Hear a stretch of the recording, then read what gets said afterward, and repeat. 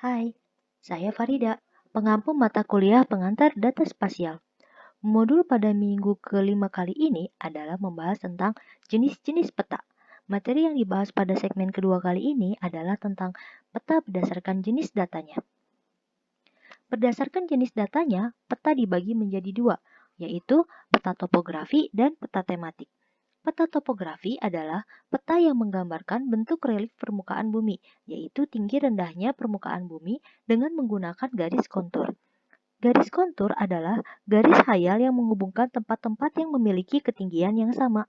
Pada peta topografi, garis kontur bisa digambarkan dengan garis berwarna coklat muda ataupun hitam, di mana kontur ini berfungsi untuk memberikan informasi relatif tentang relief atau bentuk dari permukaan bumi. Pada peta topografi biasanya digunakan sebagai dasar dalam pembuatan peta-peta tematik seperti peta kehutanan, peta pariwisata, peta penggunaan lahan, dan lain sebagainya. Di Indonesia, peta topografi disebut juga dengan peta RBI atau peta rupa bumi Indonesia, di mana peta ini memiliki isi dan sifat yang sama dengan peta topografi. Objek yang disajikan di dalam peta topografi bisa terdiri dari tiga hal. Yang pertama adalah unsur buatan manusia, yang kedua adalah unsur buatan alam, dan yang ketiga adalah titik ketinggian ataupun elevasi. Unsur buatan manusia ini bisa terdiri dari unsur-unsur perhubungan, meliputi jalan dan jalur kereta api, kemudian gedung-gedung meliputi perumahan dan bangunan lain seperti masjid, kantor, dan lain sebagainya. Kemudian konstruksi-konstruksi lain seperti bendungan, jalur pipa, waduk penyimpanan air, dan lain-lain sebagainya. Berikutnya adalah unsur luasan atau daerah khusus yang meliputi daerah yang ditanami seperti perkebunan ataupun taman. Lalu batasan-batasan yang meliputi batas administratif seperti batas provinsi, batas kabupaten, sampai batas terkecil yang bisa dilihat di permukaan bumi. Unsur berikutnya yang bisa dilihat di dalam peta topografi adalah unsur buatan alam, yang terdiri dari unsur hidrografi termasuk sungai, danau, dan juga garis pantai, tanaman atau vegetasi yang pada umumnya dikelompokkan menurut jenis atau faktor-faktor lain yang berhubungan, dan yang terakhir adalah unsur lainnya seperti permukaan es, pasir, dan lain-lain. Objek yang disajikan ketiga di dalam peta topografi adalah titik ketinggian atau elevasi. Selain menggambarkan unsur-unsur itu, peta topografi juga bisa menggambarkan titik-titik ketinggian yang ada di permukaan bumi di dalam suatu peta. Titik ketinggian di dalam peta ini akan dituliskan dengan angka yang digunakan untuk memperlihatkan ketinggian dari suatu tempat di atas ataupun di bawah permukaan laut. Pengukurannya hanya bisa dilakukan pada tempat-tempat yang penting saja, misalnya pada puncak bukit, pertemuan sungai, dasar lembah, perubahan lereng, dan lain sebagainya.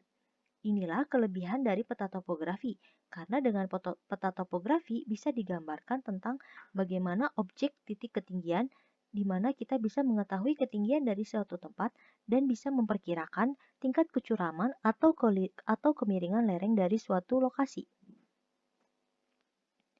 Berikutnya adalah peta tematik.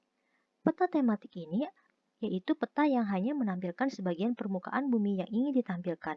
Peta tematik juga disebut dengan peta khusus karena peta ini hanya menggambarkan satu atau dua kenampakan dari permukaan bumi yang ingin ditampilkan. Dengan kata lain, yang ditampilkan bisa berdasarkan tema tertentu. Misalnya peta-peta yang khusus untuk menggambarkan fenomena atau kenampakan unsur-unsur geosfer tertentu, bisa juga dilihat dari kondisi fisik wilayah tertentu ataupun kondisi sosial budaya dari suatu wilayah tertentu. Pada peta tematik, objek yang disajikan dalam bentuk gambar dengan menggunakan simbol serta mempunyai tema tertentu sesuai dengan maksud dan tujuannya.